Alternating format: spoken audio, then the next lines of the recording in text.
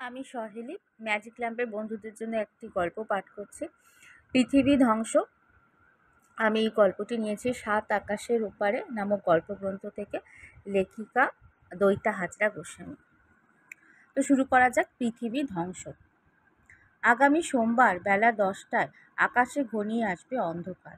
হঠাৎই পৃথিবীর অভিকর্ষ বিলুপ্ত হবে, ধ্বংস সাধন হবে সব প্রাণীর। রবিবার দিন খবরটা পড়ে উত্তেজনায় আর ভয়ে মন ভরে গেল। আমি তখন ক্লাস 4-এ পড়ি। অভিকর্ষ কাকে বলে জানি। অভিকর্ষ শক্তি বিলুপ্ত হলে আমরা সবাই ছিটকে পড়ব মহাকাশে। তাই তখনই দৌড়ে গেলাম মায়ের কাছে। মা তখন রান্না করছিল। মাকে বললাম, মা, শোনো শোনো, দেখো না খবরের কাগজে কি লিখেছে, কালকে পৃথিবীটা ধ্বংস হয়ে যাবে। মা কথাটায় কানই দিল না, বলল, যা যা, বিরক্ত করিস না তো। আর কাকুকে কথাটা বলতেই কাকু হাসতে হাসতে বলল, সত্যি বুঝি কালকেই পৃথিবীটা ধ্বংস হয়ে যাবে? ঠিক আছে, তাহলে তুই একটা পুণ্য কর, তোর জমানো টাকাগুলো দিয়ে আমাদের সবাইকে খাইয়ে দে। সত্যি কাকুদের সব কথাতেই ঠাট্টা, সব কথাতেই আমার জমানো টাকাগুলোকে নিয়ে আসা। আমার ভীষণ রাগ হলো। বললাম, যাও, তোমার সাথে আর কথা বলবো না। তবে সেদিন আমি খুব ভালো মেয়ে হয়েছিলাম। একবারও পেন কামড়ায়নি, বোনকে মারিনি, বিছানায় লাফায়নি, বাবার খবর দেখার সময় কার্টুন দেখবো বলে চেঁচিয়ে বাড়ি মাথায় করিনি, আবার সোয়েটার পরেই বাইরে বেরিয়েছিলাম। রাত্রিবেলায় ঘুমোতে গেলাম, ভাবলাম এটাই বুঝি শেষ ঘুম হবে। এমন সময় হঠাৎ করেই খাটটা নড়ে উঠল। খুব ভয় পেয়ে গেলাম। বিছানা থেকে অনেক কষ্টে উঠলাম। এমনিতেও শীতের দিনে আমার 8টার আগে ঘুম ভাঙে না। দরজাটা খুলতেই দেখি এক ভয়ানক দৃশ্য।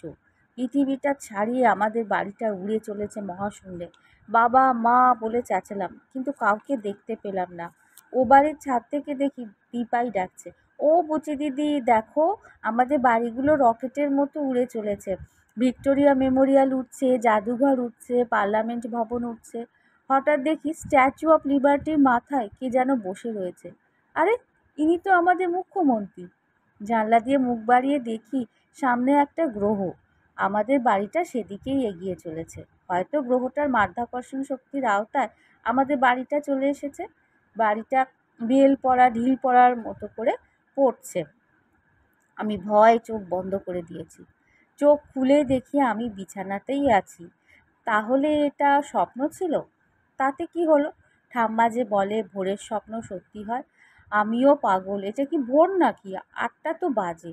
কাকগুলো তাই ওদের জাতীয় সঙ্গীত শুরু করেছে। ঘর থেকে বেরোলাম, দেখি বড় পিসিরা এসেছে।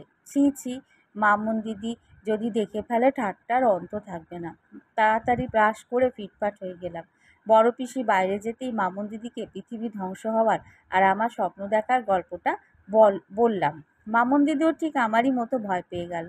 আস্তে আস্তে 10টা সময়টা যতই এগিয়ে আসতে লাগলো, আমাদের উত্তেজনা ততই বাড়তে লাগলো। অবশেষে 10টা বাজতে যখন 10 সেকেন্ড বাকি, তখন আমি আর মামুন দিদি দুজনের হাত শক্ত করে চেপে ধরলাম আর গুনতে লাগলাম, 0, 1, 2, 3, 4, 5, 8, 9, 10। ব্যাস, ধপ করে বিকট একটা শব্দে আমরা ভয়ে চেঁচিয়ে উঠলাম।